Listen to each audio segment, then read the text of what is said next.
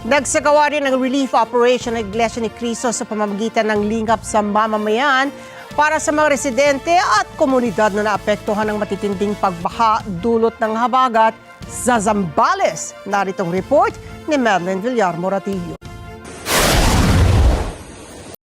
Tinawid ng mga kaanib ng Iglesia ni Cristo ang ilog na ito habang isinakay naman sa rubber boat ang sako-sako ng ipapamahaging food packs. Yan ay para marating lang ang Barangay Santa Fe sa San Marcelino, Zambales na nananatili pa ring isolated matapos masira at tangayin ng rumaragasang tubig sa ilog ang kanilang tulay nung kasagsagan ng habagat. Kahit mahirap, nagsagawa pa rin ng lingap sa mamamayan ng Iglesia ni Cristo sa Barangay Santa Fe upang maabutan ng tulong ang mga residente. Malaking pinsala po dito sa barangay yan dahil nung tumaas na po yung tubig, wala na pong makakatawid ng bayan. Yung mga tindahan din po, paubos na rin po yung mga laman, wala na pong madilihan. Salamat nga po at nandiyan, may dumating na lingap. Malaking tulong po yan. Kwento ni Aling Erlinda, sa mga nakalipas ay tumataas ang tubig galing sa ilog pero hindi nila inaasahan na bigla itong tataas ng husto ngayon.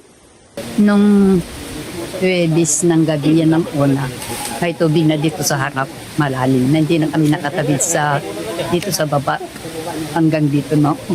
Hirap talaga. Ang hirap. Alam namin na ganito talaga ang sitwasyon namin, pero sobra naman, no?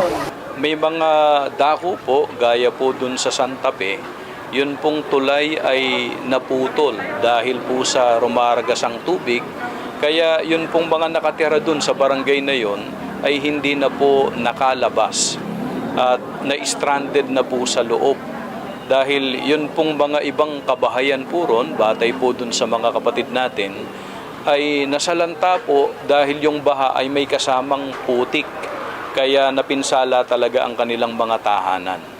Marami rin pong iba pang dako rito, talagang malalim po ang pagbaha na naganap.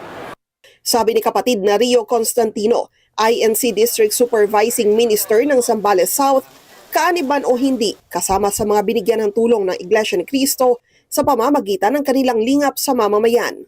Ang pamamahala po sa Iglesia ni Cristo, panahon pa lang po na may kalamidad. Sila na ang naghahanap ng matutulungan. Nagtatanong na po, ilan po ba ang napinsala, ilan ang bibigyan ng tulong, gaano karami ang naapektuhan. Labis naman ang pasasalamat ng mga nabigyan ng tulong. Sa sitwasyong ito na pati kabuhayan kasi nila ay naapektuhan, ang hatid na tulong ng Iglesia ni Cristo malaking bagay para sa kanila. Nagpapasalamat po ako sa ganitong lingap po at natutulungan po kami ng konti. Maraming salamat po sa mga kapatid po natin na tumulong po.